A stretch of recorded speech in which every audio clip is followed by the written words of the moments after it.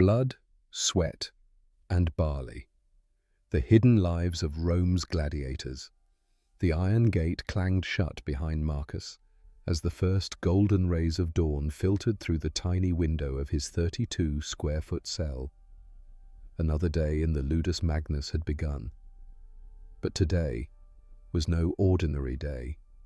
Today marked a full year since Marcus had stepped into Rome's most prestigious gladiatorial school, exchanging his freedom for the chance at glory as an octorati, a volunteer gladiator. He stretched carefully, mindful not to disturb his cellmate, Gaius. Outside these walls, Romans whispered his name with a mixture of disgust and fascination. Inside, he prepared for what could be his final performance in the Colosseum. Dawn of the Damned. The morning bell echoed through narrow corridors, rousing over 300 gladiators from their cramped quarters. Some were slaves, torn from their homes and sold into this life. Others, like the scarred Thracian in the neighboring cell, were condemned criminals, offered redemption in the arena. Marcus, however, was here by choice, a decision that haunted him through countless sleepless nights. It was 98 AD, and Emperor Trajan's appetite for spectacle was insatiable. Gladiatorial games had grown far beyond funeral rites. They were now powerful political instruments, bread and circuses, to distract the masses from the intrigues of Rome. As Marcus emerged from his cell, he saw the newest arrivals being processed, young, fresh-faced recruits, unaware of the fate awaiting them. They reminded him of livestock, catalogued for slaughter. Brutus, the grizzled lanista and former gladiator, already sorted them, the sturdy for secutor training, the quick and nimble for retiarii. The vegetarian warriors. "Hordeari, breakfast time!" a guard shouted, using the mocking nickname, Barley Men. The hall buzzed with voices in a dozen languages as men from across the empire gathered. Marcus received his usual breakfast, a thick gruel of barley and beans known as sagina. To Romans, it seemed unappetizing, but it served a vital purpose. The high-carbohydrate, mostly vegetarian diet built a protective layer of fat over vital organs, enough to thrill the crowd with the sight of shallow wounds, while leaving the gladiator capable of continuing the fight. Gaius pushed a clay cup toward Marcus. The bitter tonic contained ashes from burned bones and wood, calcium-rich sustenance to strengthen bones, and speed recovery. Nearby, a group of female gladiatrices entered. Most had chosen this life freely, drawn by fame and fortune. Their presence was rare, commanding crowds and sponsorship alike. Training for eternity.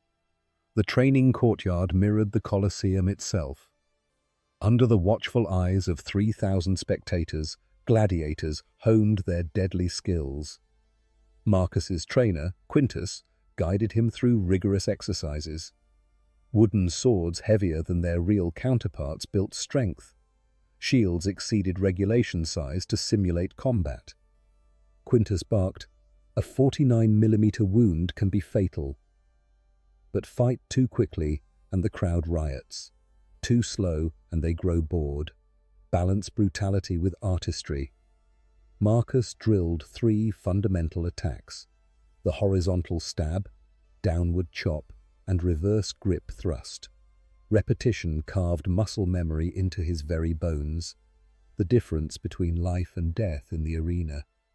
They followed the ancient Greek tetras system: intense training, combat simulation, relaxation, then moderate exercise. Months of relentless practice had transformed Marcus from a debt-ridden soldier into a formidable warrior. The business of blood afternoon brought negotiations. Brutus spoke with a senator's representative.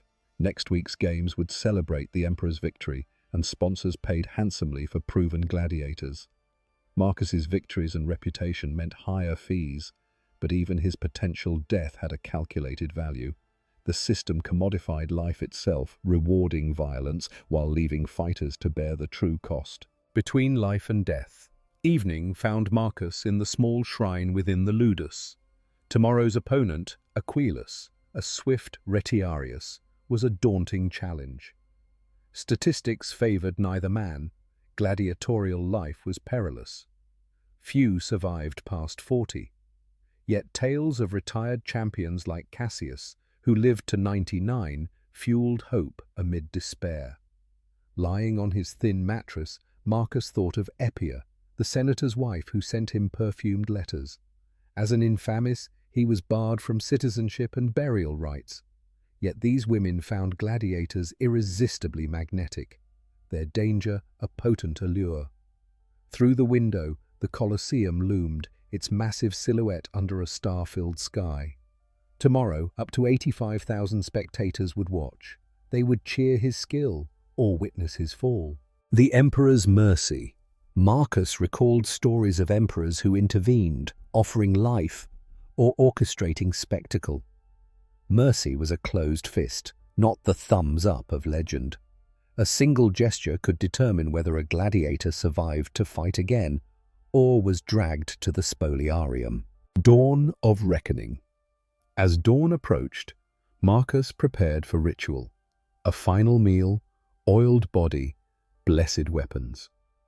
Under the blazing sun, he would face destiny. The arena embodied contradictions, reviled yet celebrated, powerful yet powerless, fighting for freedom, while trapped in a system that commodified their existence. Whether Marcus would join the many who died young in pursuit of glory, or become a rare survivor, would be revealed under the Colosseum's gaze.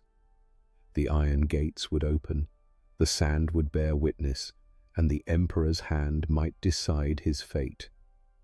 In the balance of a closed fist and the expanse of an arena, the gladiator's life hung, fragile, fleeting, and fiercely defiant.